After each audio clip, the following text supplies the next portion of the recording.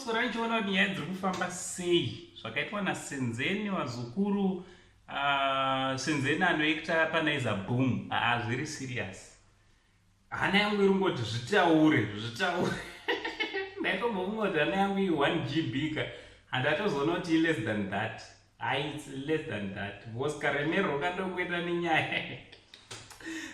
Zvakaoma. So chiteerera muzukuru ka.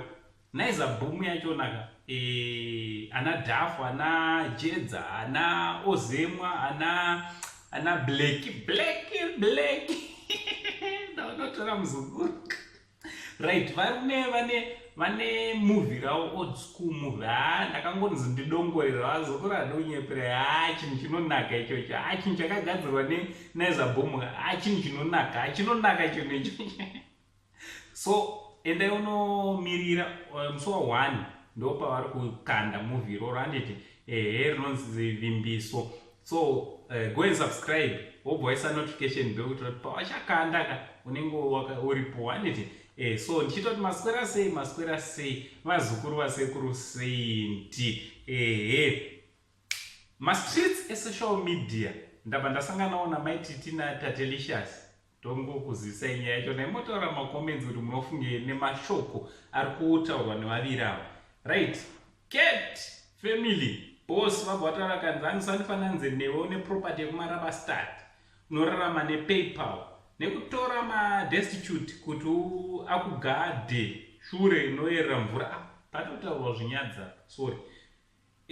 Irwa nevarume undisiye handisi biyako ende never in my life kusekerera.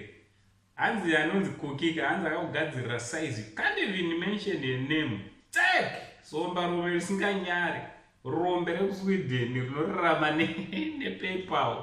Paypal mari dzekanzatu uchitumirwa nevanhu. Vazukuru nenomu ndirangarirewo papaypal ipapo. Asi ndambosanganawo nayo paypal kuita ungati ndisina vazukuru muripo. Handina kana chekutotukwa nacho because musi kutumira paypal. Right, Queen Tatelicious akabva apindura boy girl wekusweden ndanga achitukwa zvikabva zvakanzi mbebheri tinamatire tinamatira nemwachewe. I love you, that's why I have prayed for you. Okay, vanenge vanga vanamatirana chakandijamba ichi. Hanzi I want the best for you. Dai ndanga ndichine mbolipop. Sorry, handisiri ndadero.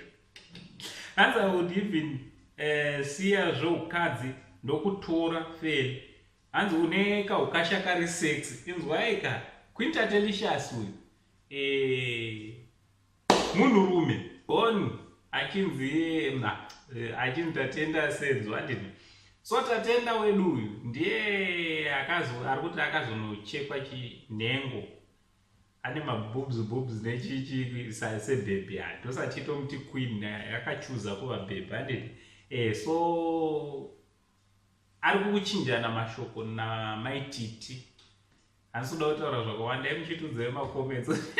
Because ndikataura zvakawanda ndozonzi ndogona kuzopotsa ndorerekera rimwe side. So rerekera imi masaidi vanhu ndevenyawo. Ndati zamu ramai vako zamu ramai vako.